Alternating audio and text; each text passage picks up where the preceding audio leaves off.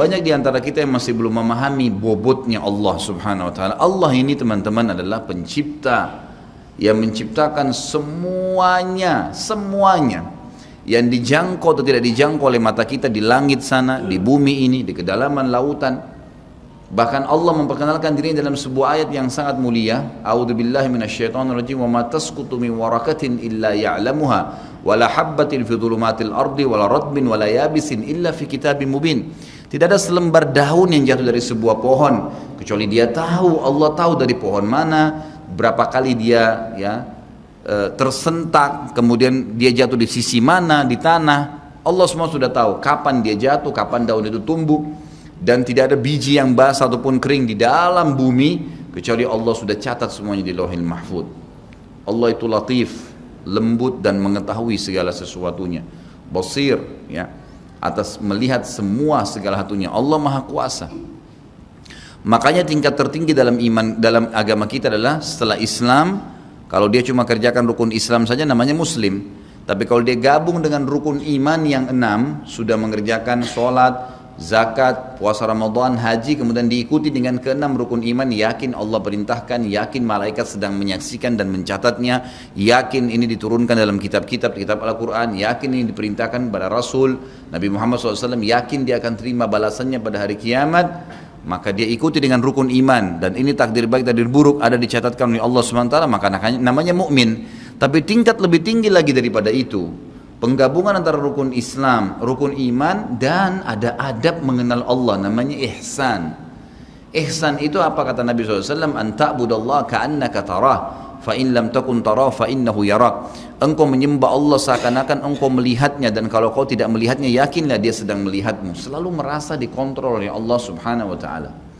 Kalau ada di antara Bapak Ibu yang bertanya pada saya, Ustaz, saya sudah coba khusyuk tapi tidak bisa, masih terasa kayak ada hambatan-hambatan, apa kira-kira sebabnya? Jawabannya cuma satu, Bapak Ibu masih memiliki dosa yang menghambat itu. Selama dosa masih ada, yakinlah tidak akan pernah bisa khusyuk, nggak bisa. Makin banyak dosa itu, makin berlipat-lipat, makin diulang-ulang setiap hari, maka makin jauh dari Allah Subhanahu wa taala. Seperti orang yang tenggelam ke dalam lautan, belum keluar ke dasarnya, dia kemudian menelan lebih banyak air, maka makin tenggelam dan bisa meninggal dunia. Seperti itulah orang yang berbuat dosa.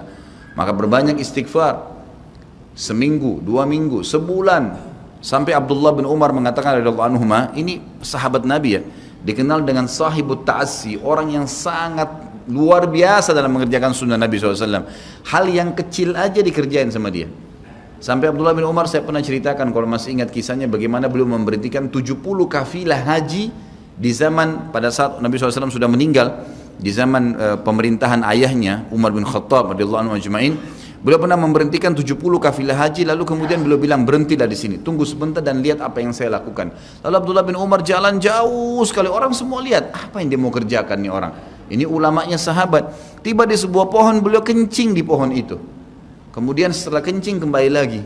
Lalu Ka'ab bin Malik sahabat Nabi yang radhiyallahu anhu berkata, wahai Abdullah bin Umar, semoga Allah merahmati anda. Apakah anda memberhentikan kami 70 kafilah ini hanya untuk menyaksikan anda kencing di pohon itu? Jawabannya dengan sangat tegas, jelas, iya. Kenapa? Kata Ka'ab, karena saya waktu haji bersama Nabi SAW, Nabi pernah berhenti di sini, pernah kencing di situ. Jadi saya mau tunjukkan ini loh tempat kencingnya Nabi SAW. Saking luar biasanya Abdullah bin Umar dalam masalah ini. Beliau pernah berkata, teman-teman sekalian, padahal terkenal dengan sahibut ta'assi ya, tidak ada sunnah Nabi yang ditinggalkan, selalu dikerjakan. Beliau mengatakan, saya tahu atau saya pernah berbuat dosa, tapi beliau tidak sebutkan, saya pernah berbuat dosa, pelanggaran yang itu kecil di mata saya, mungkin sebuah pelanggaran kecil. Ternyata Allah Subhanahu wa taala mengharamkan saya dari sholat subuh berjamaah sebulan. Jadi kalau ada orang di antara bapak-bapak yang sholat subuh kebablasan tidur, itu ada dosa tuh. Beliau mengatakan bahkan karena dosa kecil itu sudah cukup sebulan saya terharamkan sholat subuh berjamaah.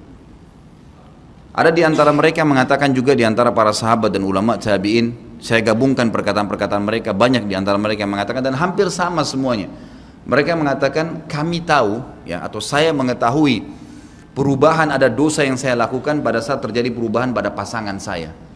Suaminya kah marah-marah, istrinya kah buat ulah, anaknya kah buat ulah, itu berarti permasalahan ada dalam diri dia. Mereka mengatakan, saya tahu ada kesalahan dosa yang saya kerjakan dengan Allah Azza wa Jal pada saat terjadi perubahan di pasangan hidup saya, anak-anak saya dan tunggangan saya. Kuda mau dinaikin jadi masalah. Kita mau starter mobil pagi, mati mesinnya. Ada saja masalah. Itu berarti ada kendala-kendala berhubungan dengan masalah dosa. Lihat bagaimana pekahnya mereka menjaga hubungan dengan Allah Azza wa Jal. Seseorang di antara mereka seperti hadis Nabi SAW yang berbunyi, orang mukmin kalau berbuat dosa kecil saja, maka dia akan melihat seperti sebuah gunung yang berat di punggungnya. Sementara orang munafik kalau dia berbuat dosa besar, dia hanya melihat seperti seekor lalat yang hinggap di hidungnya lalu diusir seperti ini. Kiat teman-teman sekalian untuk dekat dengan Allah Subhanahu wa taala adalah kata kuncinya paksakan ibadah dan paksakan tinggalkan dosa. Harus dipaksa. Harus kita paksa jiwa kita ini. Cambuk jiwa itu, cambuk dengan ilmu dan keimanan. Mulai sekarang saya mau on time sholat di masjid, tidak mau ketinggalan. Apapun konsekuensinya, paksain. Sesuatu kalau sudah dipaksakan dan menjadi sebuah kebiasaan, akan enak dikerjakan. Otomatis. Tapi kalau kita kendor, sesekali saja dikerjakan, maka akan luluh seperti biasa umumnya. Begitu pula dengan dosa. Paksain diri untuk tinggalkan. Lihat yang haram, turunkan pandangan. Mau beli sesuatu, tahan tangan itu supaya tidak beli. Paksa. Nggak ada masalah kok. Tangan kita nggak putus kalau kita nggak beli DVD film yang tidak benar misalnya. Nggak masalah kok. Kuping kita nggak copot kalau kita nggak dengar musik misalnya. Alihkan ke Al-Quran. Setan goda, lawan. Jangan terus-menerus kendor imannya seperti kerupuk. Sedikit diramas sudah hancur. Ini jangan. Sampai kapan Bapak Ibu mau terus berlale-lale dalam jauh dari Allah SWT? Sementara iman itu levelnya sangat jauh. Makin kental, maka makin terus, sampai para ulama mengatakan kenikmatan iman akan terus dirasakan oleh seorang hamba selama dia terus mendeteksi dirinya dan juga dia berusaha bermuhasabah setiap detiknya. Ini sudah ketaatan bukan? Ini sudah ketaatan bukan? Ada kemaksiatan ditolak sama dia. Harus begitu. Dan harus kita mulai dengan diri kita sendiri dengan cara memaksanya. Gak bisa enggak. Kita kalau nggak paksa nggak mungkin. Harus Bapak Ibu sekalian. Orang lain telepon nanti kita atau lihat perubahan, kamu alimnya, ingat majelis ilmu seperti ini Bapak Ibu sekalian. Saya sering ulangi kalimat ini. Saya nggak datang jauh-jauh dari rumah saya ke sini untuk menghibur Bapak Ibu cerita dongeng atau hibur Bapak Ibu duduk sini sejam 2 jam. Ini bukan. Ini kita sedang bahas wahyu. Wahyu ini penyampaian dari Tuhan, Allah pencipta langit dan bumi untuk membawa pada perubahan. Kalau Anda hadir di majelis ilmu dan Anda pulang setelahnya terasa, ya kenapa ya saya kayak merasa ada beban nih, kayak saya merasa bersalah, kadang-kadang kita menangis. Itu semua peringatan dari Allah Subhanahu wa taala. Ambil, oh ini berarti kebaikan. Itu kebaikan. Karena Allah mau dengan perasaan itu kita berubah. Ada perasaan untuk berbuat dosa jadi takut karena sudah ada di pengajian, itu tanda keimanan. Termotivasi untuk mengerjakan ibadah, hadir lagi di majelis, iya. Begitu teman-teman lihat kamu alim ya sekarang, iya alhamdulillah, saya sangat bersyukur sama Allah. Jangan malu ucapin itu. Alhamdulillah saya berubah, saya merasa luar biasa, saya bersyukur sama Allah karena Allah masih bisa berikan keselamatan saya sebelum saya meninggal. Mudah-mudahan kamu juga bisa rasainnya keimanan saya. Motivasi dia supaya dia mau ikut. Ini enggak. Kamu sekarang alim ya, masa pakai jilbab begitu? Kenapa kamu pelihara jenggot? Masa azan harus selalu ke masjid? Kemarin, oh iya ya, udah sini aja sholat sama saya. Kendor, sholat di rumah. Kendor, ganti lagi kembali jilbabnya jilbab gaul dan seterusnya. Ini sampai kapan kita mau tergoda nih kira-kira? Waktu terus berjalan. Ingat, setiap peluang ibadah, Bapak Ibu sekalian ingat, Allah peringatkan Anda dan saya seperti cuma ini, penyampaian. Dan kita yang mengubah diri kita. Tidak mungkin saya mengontrol Anda satu-satu di rumah Anda, atau tidak mungkin Allah Subhanahu wa taala menurunkan tangan dari langit. Tetapi Allah Subhanahu wa taala memberikan kepada kita penyampaian dan berikan hati nurani untuk bisa menyentuh hati nurani kita agar kita melakukan, ya, mengerjakannya. Harusnya begitu. Jangan pernah malu untuk berubah menjadi orang lebih baik. Yang malu itu kalau kita menjadi orang lebih buruk. Ingat, peluang-peluang ibadah yang Anda sudah sia-siakan, wallahi Bapak Ibu sekalian, demi Allah Anda akan sesali nanti. Di hari kiamat nyesal, ya Allah, kenapa dulu saya nggak puasa Senin itu ya? Nyesal, ya Allah, kenapa dulu saya nggak sholat tahiyat masjid ya? Saya malah duduk di depan masjid cuma ngobrol-ngobrol. Ya Allah, kenapa dulu saya nggak maksimal bacanya cuma surah pendek ya? Kenapa nggak surah panjang ya? Ini ibadah saja bisa kita sesalin, apalagi kalau dosa, malah lebih parah itu. Menyesalnya luar biasa, tapi nggak ada gunanya. Peluang-peluang ibadah yang Anda sudah sia-siakan tidak akan pernah bisa diperbaiki. Nggak bisa. Ini tadi kalau ada orang tidak ikut sholat sama kita berjamaah maghrib misalnya, kemudian mereka ikut di pengajian lalu merasa tersentuh, coba ya saya ikut dari awal ya. Memang betul, penyesalan bagus. Tapi sudah dicatat dan tidak akan pernah berubah di buku amal pada hari itu, jam itu, sholat itu telat. Pahalanya beda dengan orang yang awal waktu. Apa yang membuat dia telat? Ya dia sendiri, konsekuensinya. Jangan, ya gitu. Makanya motivasi Nabi SAW sangat banyak untuk mengerjakan sholat di awal waktunya, motivasi untuk di saf pertama, motivasi untuk tidak ketinggalan takbiratul ihram pertama imam, semuanya itu untuk menjaga hubungan dengan Allah Azza wa Jalla. Jadi untuk dekat dengan Allah harus memaksakan diri dalam ibadah dan harus memaksakan diri untuk meninggalkan dosa.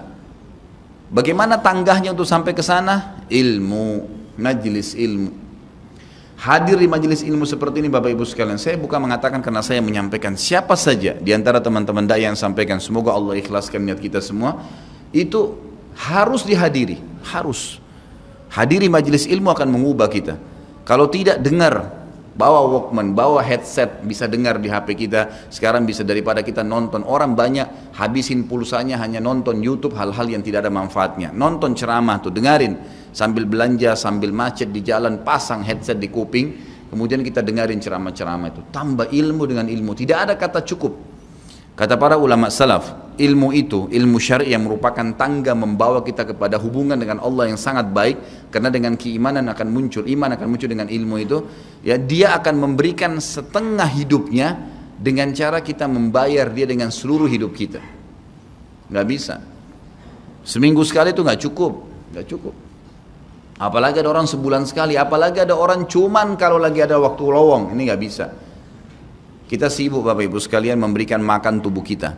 Makan makanan, minum, macam-macam variasi, betul untuk fisik, fisiknya sehat. Tapi ruhnya kurus, kerempeng, sakit. Itu luar biasa. Tapi kalau kita balik, fisik kita yang biasa, cukup kenyang sudah. Tapi ruh kita berikan kesehatan yang luar biasa. Orang kalau ruhnya yang sehat Bapak Ibu sekalian, semuanya jadi kecil buat dia. Julaibib radhiyallahu anhu sahabat Nabi itu, saking kecilnya badannya itu sampai diangkat oleh Nabi SAW dengan satu telapak tangan karena kecilnya badannya. Tapi di perang ya Uhud dia bisa membunuh 7 orang kafir. Tidak ada hubungannya dengan kecil badannya, tapi ruhnya kuat, besar. Waktu Nabi SAW balik dari perang Uhud dan terkalahkan oleh orang-orang kafir Quraisy dengan hikmah Allah Subhanahu wa taala, semua sahabat waktu itu mati syahid 70 orang di Uhud, sisa 630 orang bersama Nabi SAW, semuanya terluka, dan minimal luka sahabat waktu itu minimal 7 luka, sabetan pedang, hantaman tombak, sobekan, pokoknya luka semua sahabat. Sampai ada sahabat sudah nggak bisa jalan karena kakinya sobek, punggungnya sobek, dinaikin di kuda, tiba di rumah tinggal dibaringin. Lihat bagaimana para sahabat mengetahui bagaimana hubungannya dengan Allah Subhanahu wa taala dengan ilmu yang sudah tertanam yang Nabi SAW tanamkan dalam hati mereka, bisa mengubah segala sesuatu. Subhanallah, tiba pulang menjelang maghrib ke kota Madinah, istirahatlah para sahabat ini, mereka lagi obatin obat luka mereka. Nabi SAW dapat wahyu menyuruh Nabi SAW dan para sahabat keluar mengejar Quraisy. Quraisy ini jumlahnya waktu itu ya 1.000 orang, maaf 3.000 orang pasukan Quraisy, yang terbunuh cuma sekian belas saja mereka. Dan mereka sudah merasa bangga dan pulang ke kota Madinah, pulang meninggalkan Madinah, karena Uhud itu dekat Madinah. Kemudian mereka bangga dengan itu.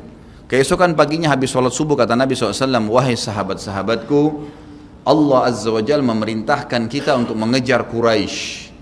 Maka pulanglah masing-masing kalian di suku kalian, lalu motivasi siapapun yang ikut kemarin di Uhud, semua, mau sakit, mau enggak, mau luka, mau enggak, tapi ini luka semua nih, minimal punya 7 luka ya. Kita kadang-kadang mungkin kuku kita kecabut aja sudah susah ke masjid, ini sabetan pedang, sobek, rusak semua tubuh mereka. Dikatakan dalam riwayat sampai para sahabat ada yang tidak bisa ngomong karena sudah kesakitan yang luar biasa. Kata Nabi SAW, semua yang ikut di Uhud kemarin keluar lagi. 630 orang semua harus keluar. Bagaimana caranya? Pokoknya ngumpul keluar, perintah Allah. Coba bayangin, kita kadang-kadang habis olahraga saja capek, diajak keluar sama istri atau diajak keluar sama suami, kita sudah nggak mau keluar. Capek biasa olahraga. Atau mungkin penat, capek duduk di kantor mau istirahat. Ini habis perang, badannya disabet-sabet, diajak berperang lagi nih. Apa yang terjadi teman-teman sekalian? Pulanglah pimpinan-pimpinan suku sahabat ini, dimulai dengan Sa'ad bin Mu'adz radhiyallahu anhu, sahabat Nabi yang mulia. Luar biasa ini. Orang ini pada saat meninggal, kata Nabi SAW, goncang arsy-Nya Allah dengan meninggalnya Sa'ad. Saat pulang ke kaumnya lalu berkata, wahai kaumku, sesungguhnya Nabi SAW menyuruh kalian untuk kembali menyerang Quraisy. Pada saat itu mereka lagi kumpul saling ngobatin luka, dan di depan mereka yang saling ngobatin luka itu adalah Usaid bin Khudair, sahabat Nabi yang mulia. Ini sahabat Nabi yang satu dari Aus ini, kalau membaca Al-Quran malaikat turun dari langit dengarin bacaannya. Luar biasa. Lagi ngobatin lukanya sambil dia berkata, waktu dikatakan Nabi SAW menyuruh kalian mengejar Quraisy, kata Usaid bin Khudair lagi ngobatin lukanya, sami'na wa ata'na. Kami dengar dan kami patuh, ditinggalin lukanya. Lalu seluruh suku itu saling nopang satu sama yang lain, mendatangi masjid Nabi SAW untuk ikut berperang lagi. Nggak ada satupun yang tinggal. Ada yang luar biasa, saya terus terang nangis waktu dengar kisah itu. Luar biasa, dua orang anak muda Ansar. Saya setiap kenang kisah ini selalu nangis. Nggak bisa tahan, karena luar biasa.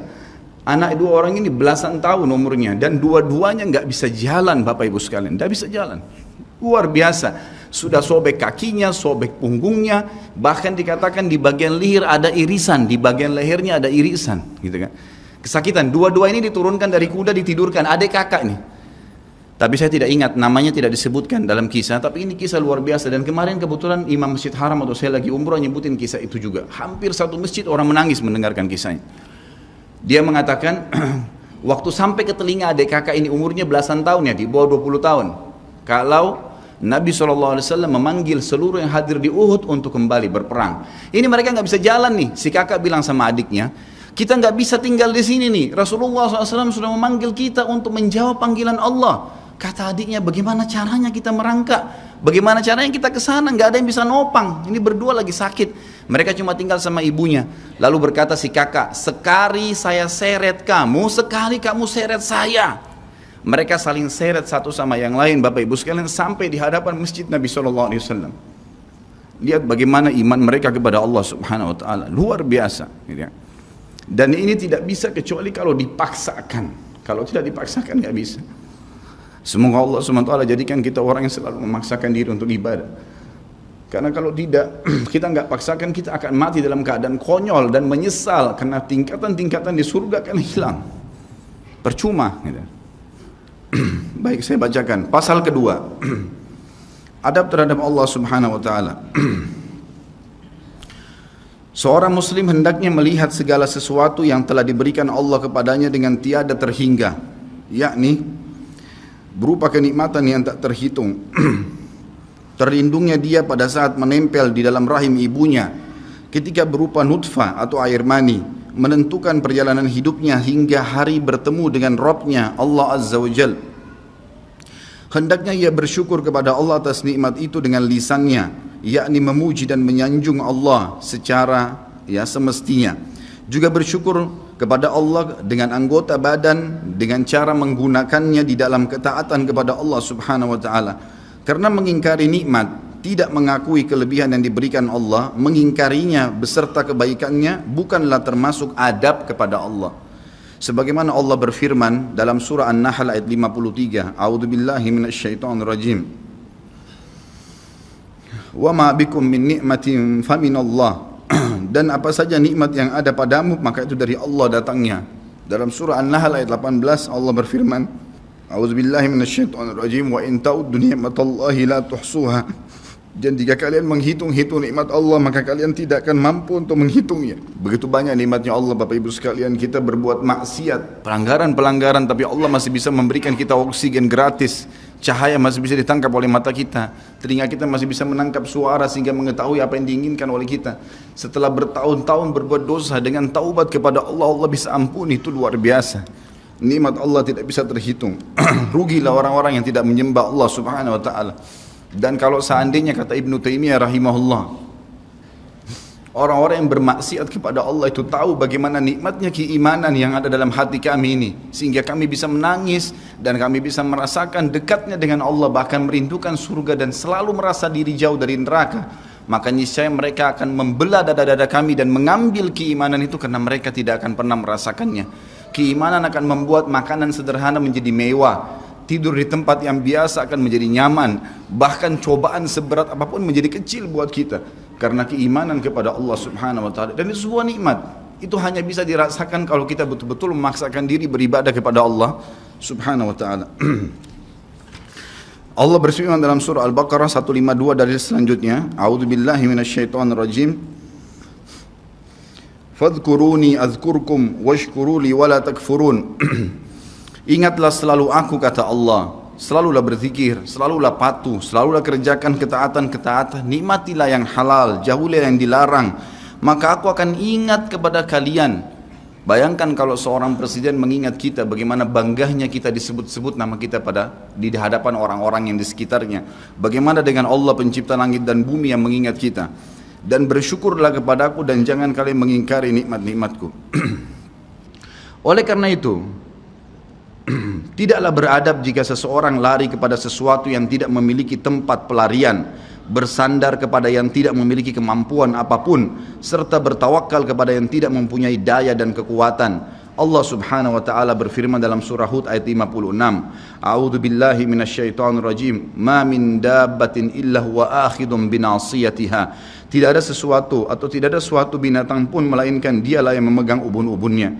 Allah Subhanahu wa taala memegang semuanya. Harimau pun yang buas. Demi Allah Bapak Ibu sekalian, kalau Anda minta kepada Allah tidak akan bisa menerkam Anda. Pasti itu. Api pun tidak membakar Nabi Ibrahim alaihissalam karena memohon kepada Tuhannya api itu. Semuanya bisa berubah dengan hubungan kepada Allah Subhanahu wa taala. Ini kekuatan yang luar biasa ini. Seseorang kan sangat tenang hidup dimanapun asal dia jaga hubungannya dengan Allah Subhanahu wa taala. Dalam surah Zariyat ayat 50 Allah Subhanahu wa taala berfirman, A'udzu billahi minasyaitonir rajim, fafirru ila Allah inni lakum minhu nadhirun mubin. Bersegeralah kalian kembali kepada Allah, taatilah Allah, sesungguhnya aku sebagai pemberi peringatan yang nyata dari Allah Subhanahu wa taala kepada kalian. Nabi SAW mengingatkan orang-orang Mekah pada saat mau turun ayat ini. Beliau mengatakan, wahai orang-orang Quraisy, apakah kalau saya mengatakan bahwasanya di luar kota Mekah ini ada pasukan yang akan menyerang kalian, kalian akan percaya apa yang saya ucapkan? Kata orang-orang Quraisy, tentu saja hai Muhammad, karena kami tidak pernah dengar kamu bohong sekalipun seumur hidupmu. Maka Nabi SAW segera menunggangi keadaan tersebut, mengatakan, wahai Quraisy, ketahuilah sesungguhnya saya utusan Allah dan di belakang saya ini ada azab yang menyedihkan. Jangan sampai kalian kufur. Jadi Nabi SAW sudah mengingatkan, ikutin ini, nikmatin apa yang diperintahkan, apa yang dihalalkan, jauh yang dilarang, kalian akan bahagia. Hanya itu saja perintah dari Allah Subhanahu wa taala. Nabi SAW sudah mengingatkan orang-orang Quraisy dan juga jadi pelajaran buat kita. Juga dalam firman-Nya surah Al-Maidah ayat 23, A'udzu billahi minasyaitonir rajim wa 'alallahi fatawakkalu in kuntum mu'minin. Dan hanya kepada Allah lah kalian harus bertawakal, mengembalikan semua urusan jika kalian benar-benar orang yang beriman. Sisi yang lain, seorang muslim juga harus melihat kepada kelemah lembutan Allah Subhanahu wa taala kepadanya di dalam setiap urusannya, melihat kepada kasih sayang Allah kepada dirinya dan seluruh makhluknya, lalu berkeinginan kuat untuk mendapatkan tambahan kelembutan dan kasih sayang itu, sehingga dirinya akan selalu merendahkan diri kepada Allah dengan kerendahan yang murni dan dengan doa, bertawassul kepadanya dengan perkataan yang baik dan amal soleh. Kalau kita lagi makan, syukuri alhamdulillah. Dan ingat teman-teman sekalian, saya pernah jelaskan juga, hati-hati dengan hukum syamata namanya. Syamata itu merendahkan orang lain. Kalau ada sesuatu yang tidak ada pada kita teman-teman sekalian, syukurlah kepada Allah Subhanahu wa taala. Jangan pernah sampai menghina orang lain, karena Allah meninggikan derajat kita justru dengan kita bersyukur. Kata Nabi SAW, kalau kalian lihat aib pada diri seseorang, ucapkanlah alhamdulillahilladzi afani mimma ibtala bihi wa faddalani ala katsirin mimma khalaqa tafdila. Segala puji bagi Allah yang telah menyelamatkan saya dari apa yang dicobakan kepada orang ini dan mendahulukan saya dengan kelebihan yang banyak dari makhluk-makhluk yang lain. Kita harus seperti itu, dengan syamata. Kata Umar radhiyallahu anhu, apa itu syamata seperti ini? Umar bin Khattab berkata, aku khawatir kalau ada seorang wanita hamil lewat di depanku karena perutnya besar, lalu aku berkata dalam diriku, kenapa ya perutnya seperti itu? Maka Allah menghukumku dengan membuatku hamil. Sampai begitu mereka mengatakan, dan berhati-hati sekali dengan kelemah lembutan Allah subhanahu wa ta'ala.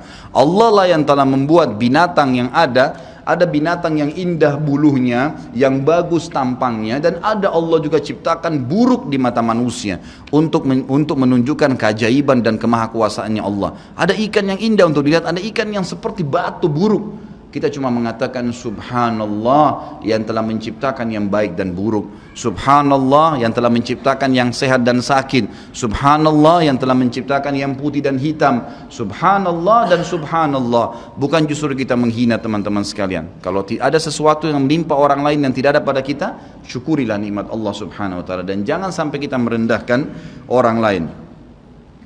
Ini semua merupakan adab, kata beliau, terhadap Allah yang menguasainya. Maka bukanlah orang yang beradab orang yang berputus asa dari mencari tambahan rahmatnya yang luas, meliputi segala sesuatu, berputus asa dari kebaikan Allah yang tak terhingga, yang mencakup seluruh alam semesta ini, serta kelembutannya yang tercurah untuk segenap makhluk. Allah subhanahu wa ta'ala berfirman di dalam A'raf 156, A'udzu billahi minasyaitonir rajim, wa rahmati wasi'at kulla syai', dan rahmatku meliputi segala sesuatu. Kata ulama tafsir, hewan pun kalau yang buas kemudian dia menerkam mangsanya, lalu dia meminta maaf kepada Allah, maka rahmatnya Allah akan meliputinya. Seseorang membunuh orang lain pun, sebagaimana masuk dalam sebuah hadis, Allah tertawa melihat dua orang yang saling membunuh, kemudian dua-duanya masuk surga. Lalu para sahabat bertanya, ya Rasulullah, bagaimana ceritanya dua orang itu? Kata Nabi SAW, yang satunya mukmin, yang satu kafir. Lalu kemudian si kafir membunuh si mukmin di kancah peperangan, mati syahidlah si mukmin tadi. Berjalan waktu, si kafir mendapatkan hidayah, akhirnya juga masuk Islam, dan dia berperang lalu dibunuh oleh orang kafir yang lain. Orang mukmin yang pertama terbunuh dengan orang kafir yang akhirnya masuk Islam juga terbunuh di kancah peperangan, dua-duanya masuk surga, dan Allah menyambutnya dengan rahmatnya. Allah tersenyum dan tertawa dengan dua orang ini. Jadi dengan kemahalembutannya Allah subhanahu wa ta'ala. Dalam surah Asy-Syura ayat 19 dikatakan juga, a'udzubillahi minasyaitonirrajim, Allahu latifun bi'ibadi. Allah itu maha lembut terhadap hamba-hambanya. Makanya dalam hadis yang lain dikatakan, ma nazala linu fi syai'in illa zana. Tidak ada sesuatu dikemasi dengan kelemah lembutan kecuali akan menghiasinya. Dikatakan Allah latif, Allah itu lembut, yuhibbul lutf, dia suka dengan kelemah lembutan, gitu kan. Wa ma nuzi'a min syai'in illa syana. Tidak ada sesuatu diangkat darinya kelemah lembutan kecuali akan merusaknya. Tidak ada manfaatnya mencak-mencak, marah-marah tuh. Emosi habisin waktu-waktu kecuali dalam pelanggaran agama saja. Tapi kalau bukan pelanggaran agama, maka jangan, tidak perlu semua. Dikatakan dalam hadis Bukhari, Nabi SAW kalau berhubungan dengan hak beliau urusan dunia, semuanya ditoleransi. Tapi kalau sudah berhubungan dengan hak Allah subhanahu wa ta'ala, barulah beliau tegas. Ya, ini sifat Nabi Muhammad SAW. Kita baca dua ayat lagi baru kita tutup. Sudah masuk waktu? Surah Yusuf ayat 87, A'udzu billahi minasyaitonir rajim, la tai'asu min rauhillah. Janganlah kalian putus asa dari rahmat Allah. Sebagaimana hadis tentang orang yang membunuh 99 jiwa, kemudian dia datang kepada seseorang abid, orang ibadah tapi tidak punya ilmu. Apakah Allah masih akan ampuni saya? Dia mengatakan tidak mungkin. Kamu membunuh 99 jiwa, lalu kemudian dia membunuh orang itu, kata Nabi SAW, digenapkan 100. Kemudian dia menemui seorang yang alim, lalu dia bertanya, apakah Allah masih ampuni saya dengan 100 orang yang sudah saya bunuh? Maka kata orang tersebut, tentu saja Allah rahmatnya telah meliputi segala satunya. Allah akan terima taubatmu. Maka dia bertaubat. Pada saat dia bertaubat orang tersebut kepada Allah SWT, lalu dia mau pulang setelah bertaubat, lalu dia meninggal tengah jalan. Kata Nabi SAW, Allah mengutus dua malaikat, satu malaikat rahmah, satu malaikat azab. Malaikat rahmah akan membawa ruhnya yang memperlihatkan taman dari taman surga, dan malaikat azab memperlihatkan lubang dari lubang neraka. Maka datanglah malaikat yang ketiga menghakimi di antara keduanya, lalu kemudian malaikat ini mengatakan, yang datang ketiga yang menghakimi dua malaikat yang sedang memperebutkan orang yang tadi baru taubat ini, ukurlah jejak kakinya. maka diukur ternyata jalan menuju ke tempat taubatnya itu lebih satu jengkal kaki, ya, satu jengkal kaki saja. Maka dengan itu Allah masukkan dia ke dalam surga. 100 jiwa sudah dibunuh, teman-teman sekalian. Ini bukan main-main. Dosa yang sangat besar, tapi rahmat Allah sangat luas. Az-Zumar ayat 53 kata Allah Subhanahu wa taala juga, a'udzubillahi minasyaitonir rajim, wala taqnatu mir rahmatillah. Jangan pernah putus asa dari rahmat Allah Subhanahu wa taala. Paragraf terakhir yang saya bacakan, nanti insyaallah kita lanjutkan setelah salat ba'diyah Isya. Seorang muslim harus melihat bagaimana dahsyatnya siksaan Rabbnya. Allah Subhanahu wa taala maha lembut, tapi jangan lupa Allah azabnya sangat pedih.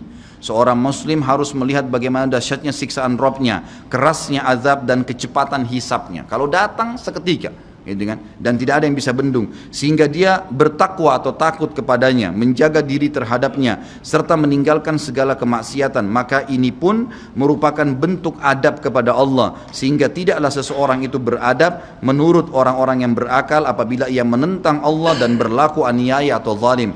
Padahal ia seorang hamba yang lemah, namun justru menentang Rabb yang maha perkasa lagi maha kuasa, maha kuat lagi maha perkasa. Dan Allah berfirman dalam surah Ar-Ra'd ayat 11, A'udzu billahi minasyaitonir rajim, wa idza aradallahu biqaumin su'an fala maraddalah wa ma lahum min dunihi min wal. Dan apabila Allah menghendaki keburukan terhadap satu kaum, maka tidak akan pernah ada yang bisa menolaknya, dan sekali-kali tidak ada pelindung bagi mereka selain Dia. Kalau Allah sudah mau hancurkan, maka tidak akan pernah ada yang bisa membendung. Juga dikatakan dalam surah Al-Buruj ayat 12, A'udzu billahi minasyaitonir rajim, inna batsya rabbika lasyadid. Sesungguhnya azab Rabbmu benar-benar keras. Jadi teman-teman, jangan tantang Allah. Kalau anda buat dosa, lindungi, tutupilah dan bertaubat kepada Allah. Jangan tantang, nggak mungkin lah, masa Allah haramin, ya sudah diolok-olok orang yang berbuat ketaatan, ini berbahaya. Karena kalau datang azabnya Allah, Bapak Ibu sekalian, menyakitkan sekali, sangat luar biasa. Saya sarankan juga anda bisa ya melihat di YouTube azab-azab Allah, itu akan banyak cuplikan yang orang-orang memang kena kutukan dari Allah Subhanahu wa taala.